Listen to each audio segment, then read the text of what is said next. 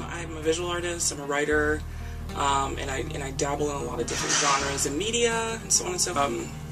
So yeah, no, I've dabbled in film, I played music growing up, so, for me it all sort of just dovetails into one another, they all sort of inform one another.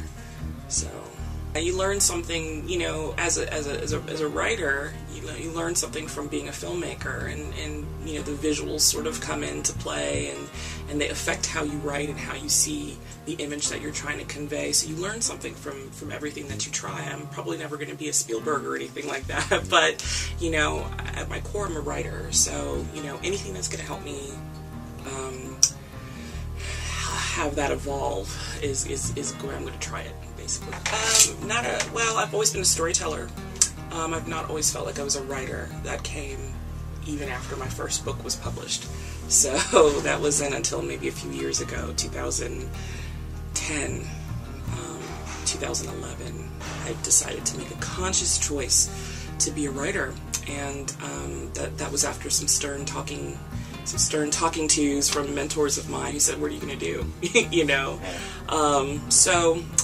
But I've always been a storyteller. I've always liked telling stories and creating images.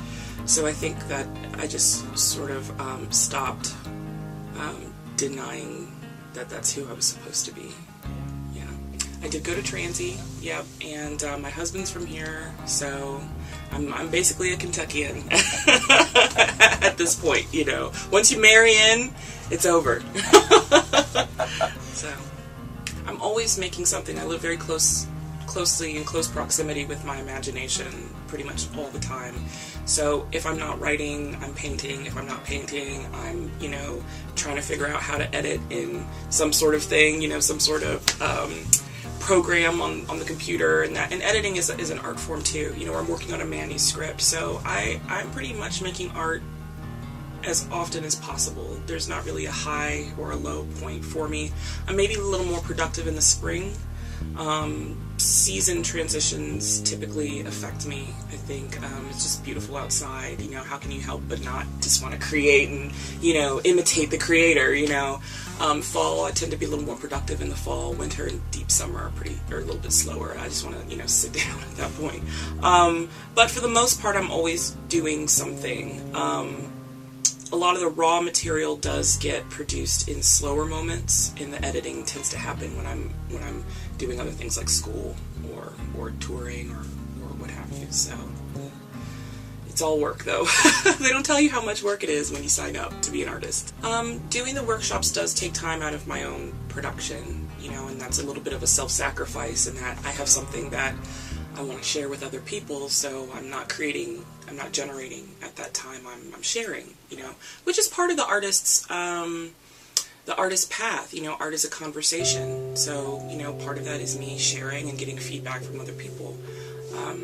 So not really, but I don't think an artist really ever stops working on one hand, because we're always recording information and we're always taking notes and maybe taking a few snapshots with our phone or journaling and getting ideas. So that's part of the process too. But meeting people in workshops is more of the administrative side of things, switching business cards and networking and hearing other people's stories. That's an art in and of itself. Not everybody likes to do that part of it.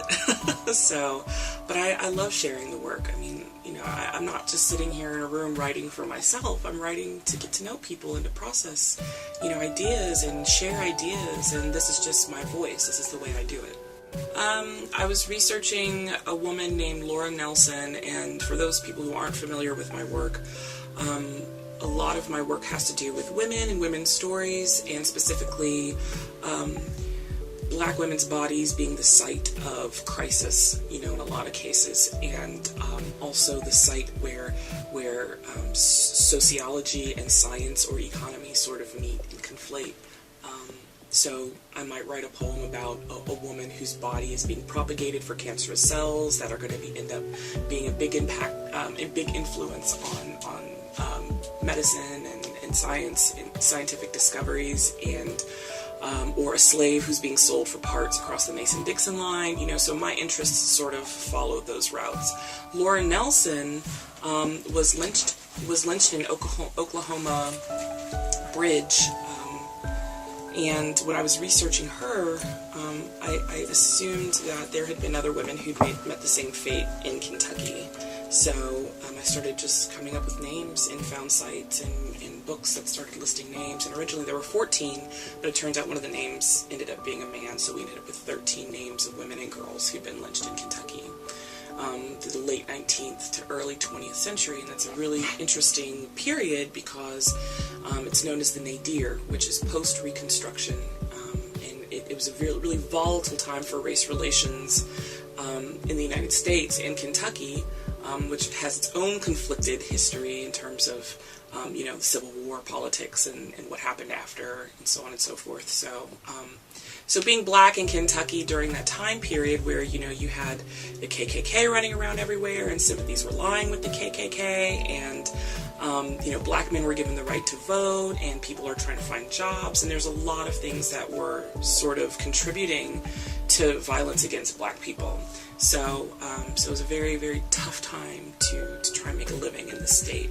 And that's part of our history. That's our shared state and national history. But when I found out about these women, I realized that I'd never heard of them. I'd never heard their names before. And all I wanted to do, literally, was just pay homage to them and acknowledge the fact that they had walked this earth. They'd walked the same ground. Some of them were from Fayette County. Could be walking down the same streets I had walked down. And I just wanted to say thank you for at one time having lived. And so I went to the Transylvania University Moreland Gallery art curator, Andrea Fisher, the director and curator, and said, if you have some time between shows, can we just set a little something up in the corner to just say thank you? And she said, well, what if I give you the whole gallery? And I said, okay.